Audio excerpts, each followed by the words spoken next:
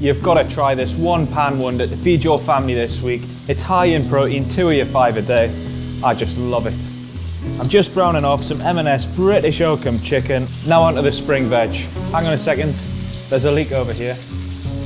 Right, we just need to slice this leek up. When the chicken's nice and brown, just take it out onto a plate.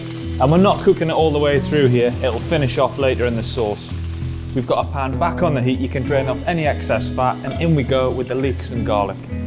We're going to soften them down with the garlic a few minutes just to bring out that natural sweetness in the leeks. Now it's back in with that British Oakham chicken. A splash of chicken stock and we'll let it simmer for about half an hour until the chicken's cooked. We're going to finish it up with a few peas, then we just pop in those wedges of lettuce and that is ready to go under the grill. That's had a couple of minutes under the grill. I mean, come on, look at that. Golden chicken, slightly charred lettuce. There is just one thing left to do. I'm going to enrich it with just a spoonful of crème fraiche to give that creamy sauce. And this is a really generous and delicious way to feed your family this spring for under £12. Baguettes at the ready, you're going to need them to soak up that creamy sauce. Come on.